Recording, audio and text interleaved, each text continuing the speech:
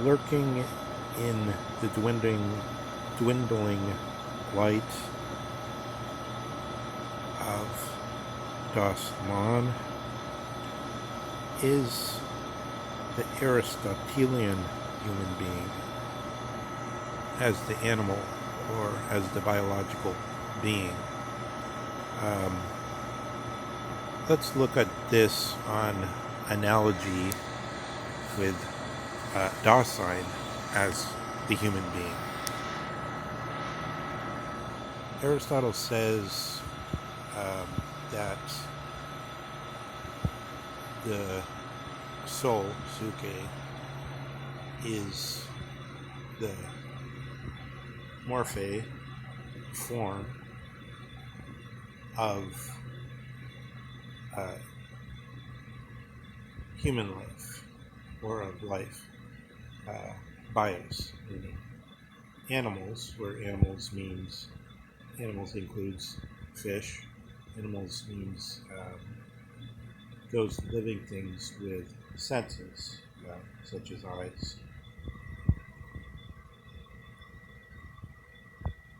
What Aristotle means here is the same as what Heidegger says, not about something we can point to, but about Dasein. We can't properly point to Dasein, we can point to a body. Um, Dasein is the only being that has its essence for its existence. Essence is the same thing as form. Essence is exactly the same thing as form. Existence means uh, the thing which the Greeks considered to exist for the senses, rather than for the mind. So for Aristotle, there's a specifically intellectual intuition, or uh, bringing to view, uh, that produces knowledge of the form or the essence. For instance, that is a pine tree. Pine tree gives the essence. If uh, the wind comes and shakes the branches and sighs through the branches, it's still pine tree, but you see that's a specific case, and the branches stop moving. You have another specific case. Uh, somebody, the tree dies, and the leaves change color. It's still the pine tree, but it's changed. The intellectual, uh, the so-called intuitive essence is the same pine tree. We're talking about a pine tree, not about something, quote unquote, in the mind, in the brain, somewhere else. I'm just talking about a pine tree. Uh, every time you say pine tree, you contrast it with that specific state. So Heidegger is saying of Dasein, Dasein is like this, but in a funny way, because it's not something that we could point to, but it's apparently the only way we have access to being or Dasein is through some reflection like this, which is bringing us, which includes things you can point to, includes variegated things with different specific essences. Um, thus, we enter into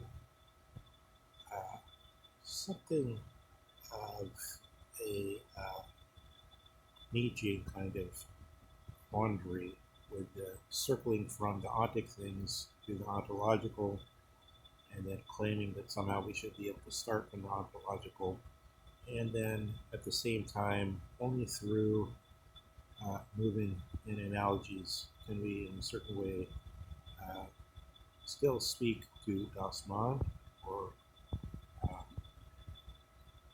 the general being of history, which supposedly each Dasein has is uh, instancing in a way, but since each Dasein is also that thing which is never twice the same because it's the whole of being, um, we see sort of a very nebulous thought, which then we could compare to all kinds of things such as solipsism and Wittgenstein, the picture of the disc of a clock face, picturing the hour hand, picturing the minute hand, picturing the second hand ticking, and then you make the move into solipsism, which is you spin the whole face of the clock.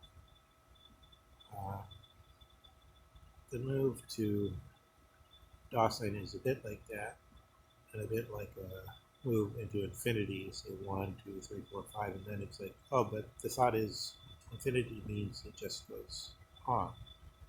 So that you could somehow immediately uh, intuit uh, this uh, form of infinity, because you kind of can see what that means. But on the other hand, you could give specific instances, uh, such as that in the modern development, there were decimal infinities were brought in, um, such a specific kind of infinity within the infinity was formalized and made into a mathematics. Or you could go to some large number, such as a quadrillion, and then say, now I have quadrillion 1. We could picture it in various ways with distance and so on. But in each case, you would be intuiting the form or essence of infinity, which is somehow um, already understood in the intuition. And so in Aristotle, that would be through nous, through the highest part of the intellect. What Heidegger is saying is, why are we compelled to start with this theory of the split between the senses and the things that can be intuited in their form or in their what is the same in the essence? So going back and forth between uh, this sense of a theory which is being deconstructed, so-called, we can ask how much of it ought to remain active even in doing the so-called phenomenology, hermeneutical phenomenology of Dasein. It's not that we're just trying to remove it, because in a way, um, it's as much a phenomena as anything else you're going to encounter. And then the idea of a sort of analysis by which we can construe um, a notional type. I try to ask what it was like for the Greek to think that way correctly. Um, we ourselves gain the chance to reflect on what Dasein is. Um, so likewise, I think that moving with the concept of Dasein um, is a specific way of carrying out investigations in thought which is rather open-ended. Uh, and so it's true one can go again and again from different texts in Heidegger and uh, bring some different sides of this thinking into sight.